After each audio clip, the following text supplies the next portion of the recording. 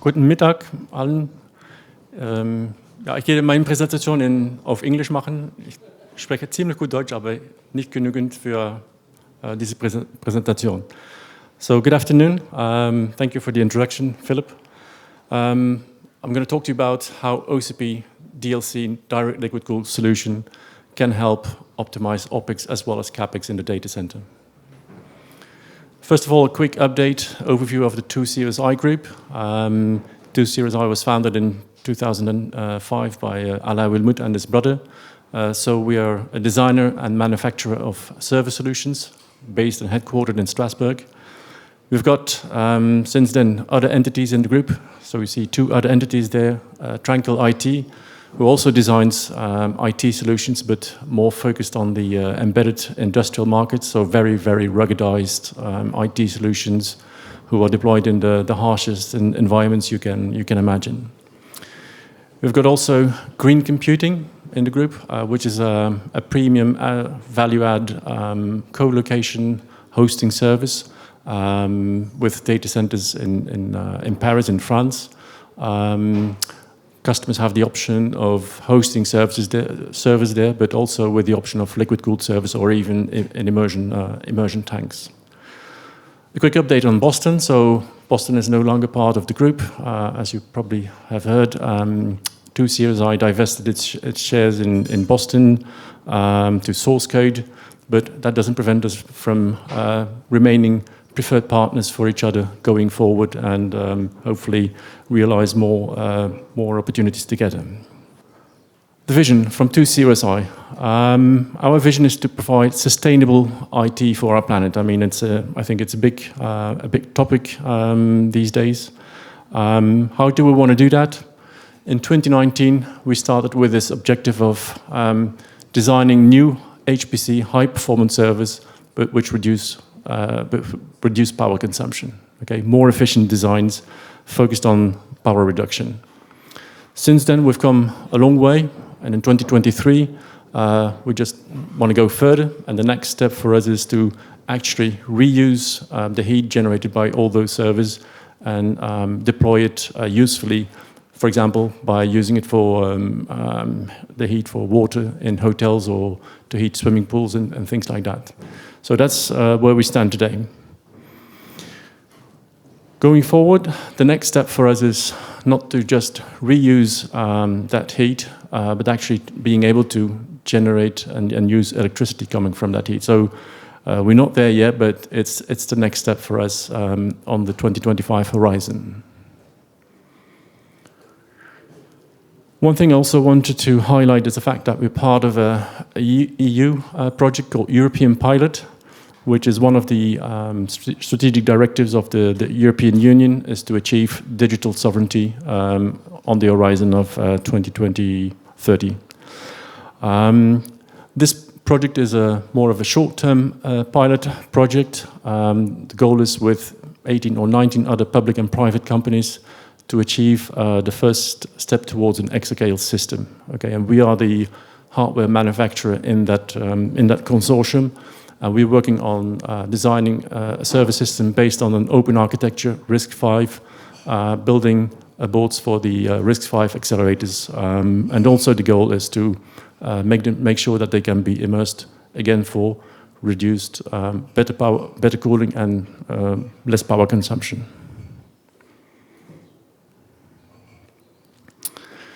So, tackling climate change, big topic today, and yeah, as Pete mentioned, data centers get more and more attention for this. So on the left you see a graph of, I think it's the Uptime Institute, of PUE averages across the world in geographies. You see that European Union and data centers in North America are among the best, but the average PUE is 1.59. So there's a lot of electricity on top of, let's say, the electricity needed to power the servers just to cool down to power the entire data center. It hasn't moved much. By 2023, there's another statistic from Statista saying it has come down to 1.57, so not much progress really. 2CSI, we want to contribute to that and provide solutions to help achieve better power efficiency for data centers. We've got different solutions, air-cooled. One of our customers has given a testimonial that our solutions consume 23% less power compared to traditional 19-inch solutions with air cooling. We've got DLC, direct liquid cooled solutions, which is the topic of my presentation, and our own R&D department has established that we can capture up to 83% of the heat generated by a server with DLC. We've got also service ready for immersion, and there we speak about a partial PUE of 1.04, so compared to 1.757, that's a big jump forward. We're speaking about partial PUE. Why? Because this is just at the level of the immersion tank and the service in the tank. For a complete PUE, obviously you need to know in which data center you're operating and what the other parameters are. So hence this partial PUE number. Challenges are not going away. By the way, Pete, we also are an Ampere partner, but we don't mention them as much here because we don't see the same challenges as Pete explained with Ampere CPUs of the power dissipation with Ampere CPUs. So we see here on the graph the trend from AMD and Intel CPUs, where in the last couple of years it has jumped up quite dramatically. So now the current generation we've got CPUs between 350 and 400 watts. For GPUs, it's even higher. I've got GPUs today of 500 watts up to 700. And it's going up even more dramatically in the next, over the next generations. At the same time, the challenge to cool stuff, to cool those servers has become more difficult in the last 2 or 3 years, as we see all those TDPs coming up, and yeah, the surface is not getting that much bigger to cool down all these solutions. So the challenge is certainly not getting easier. OCP. So I just want to make sure that everybody knows what OCP is, Open Compute Project. It's an initiative from Facebook, now Meta. It was initiated in 2011. So down in around 2009, Facebook started to realize that they needed to redesign servers, IT hardware, if they wanted to reduce CAPEX and OPEX. So that's what they started doing. But then they decided to share that knowledge and that expertise with the world, and they founded this Open Compute Project Foundation in 2011. Just as a proof point, their new data center in 2011, Pineville, they built it and they claimed they had 38% more energy efficient for building it and 24% savings for the OPEX. So quite impressive numbers. So the whole idea of OCP community is to be open source, to share the benefits of open source and open collaboration around hardware innovation. And we wanted to be part of that. So we joined the OCP community, and we indeed, we did our own, let's say, contribution to OCP innovation. So one of the things is this connector that you can see on the right, this quick connect power distribution board. This is something we developed in the headquarters in France, in Strasbourg, which we also contributed to the OCP community, and which is a validated OCP component. We'll see more about that later. So one of the designs I want to share with you today is the Octopus 2. It's a dual blade server. So we've got two of these servers or nodes in a 1U shelf. We'll talk more about the shelves later on. And you can see the picture with the DLC version of it, so with the tubes and the water blocks, as we call it.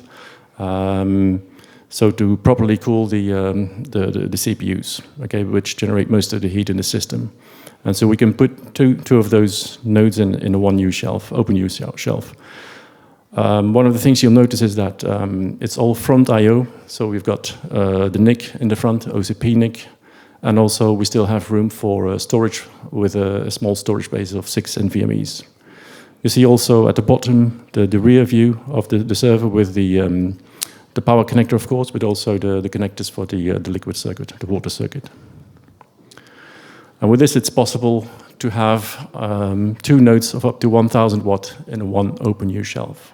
So quite powerful and quite dense.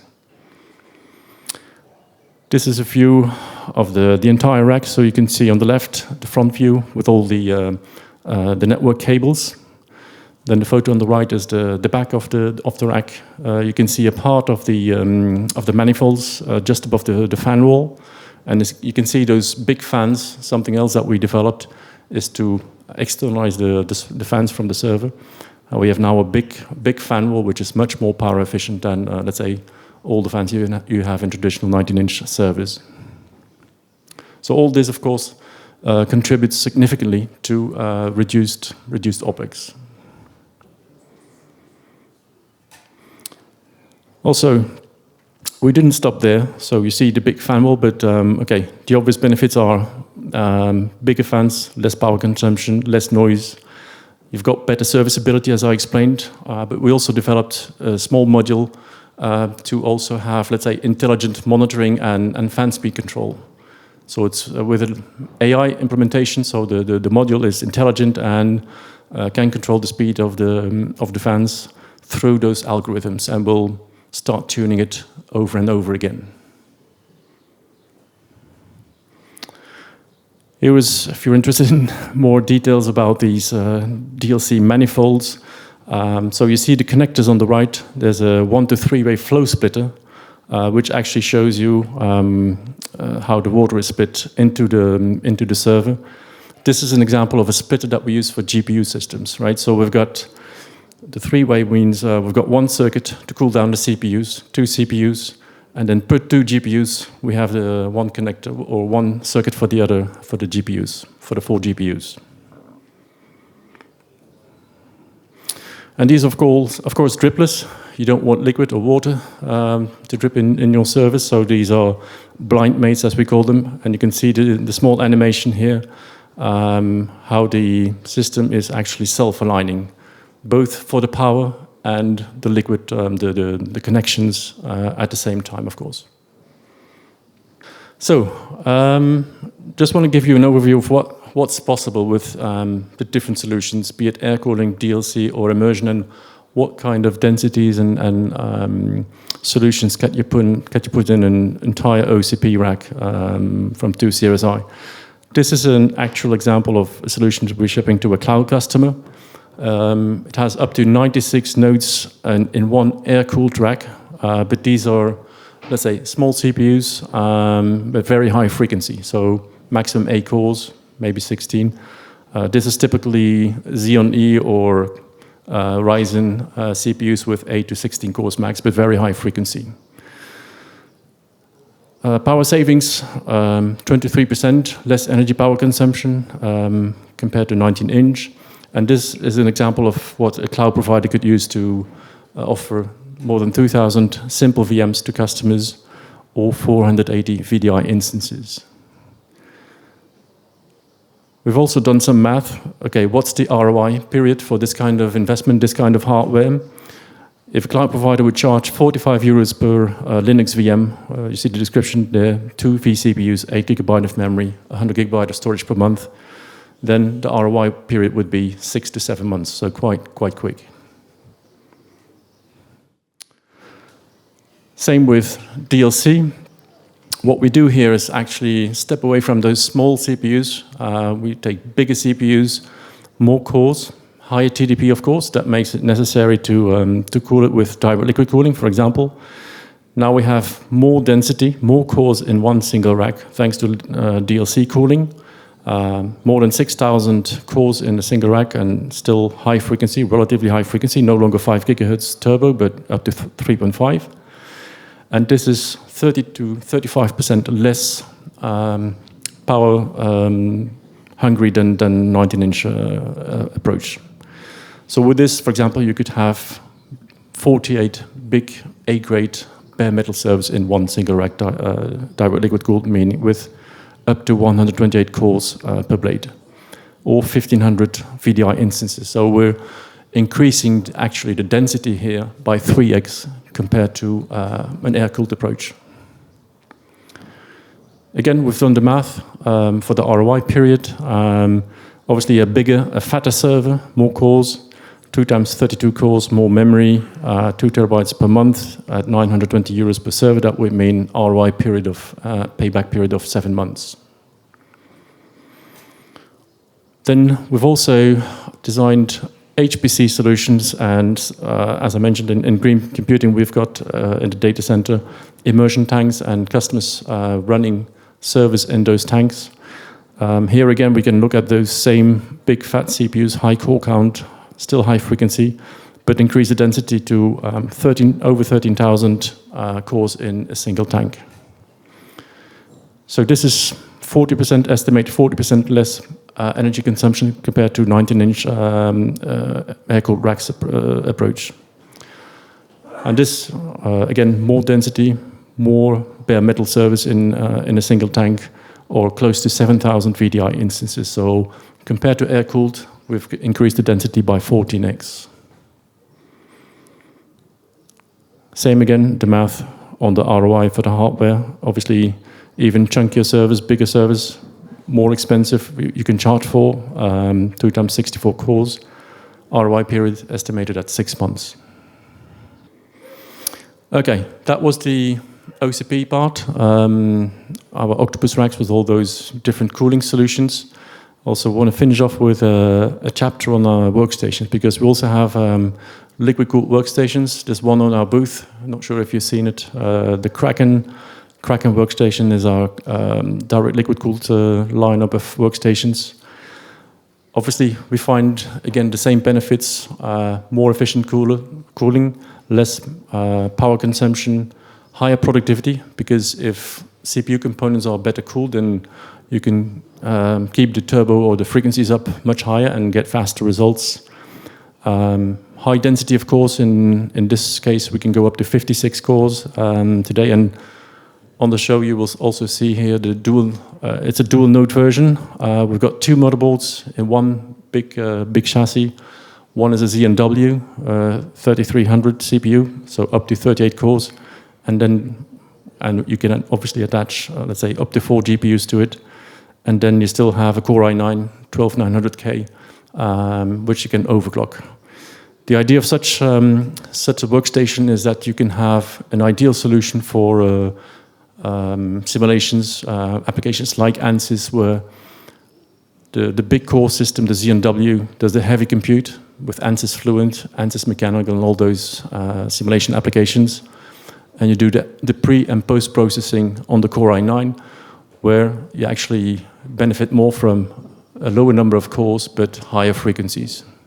So you could do those 2 jobs in parallel. One node could be Linux, the other one could be Windows, all that stuff. So it gives you a lot of capabilities and flexibility.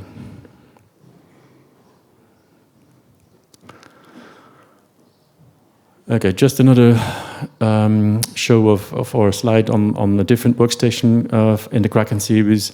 You can see this is also liquid-cooled, up to 4 GPUs. We distinguish between entry-level and high-end depending on the custom segmentation, the workload, the application. So we've got obviously all these different configurations.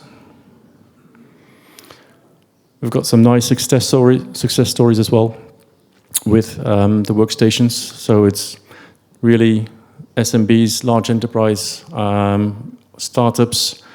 One of the world chess champions was using one of our workstations to do simulations.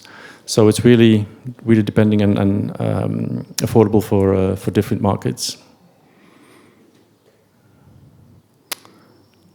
Okay. We also worked a lot on software certifications. ANSYS is one of them that we started working on 2 years ago. So we've got a certain configuration which is ANSYS certified. It comes with direct liquid cooling. I mean, the version you can see on our booth has this certification. And we're not going to stop there. But yeah, we're working on CATIA or SolidWorks, AutoCAD, all those applications for software. And we really see the benefit of applying direct liquid cooling also in workstations. Okay.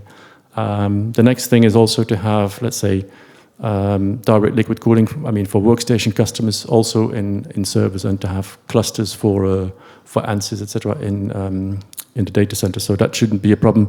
I shared the designs we have with DLC servers earlier. Okay.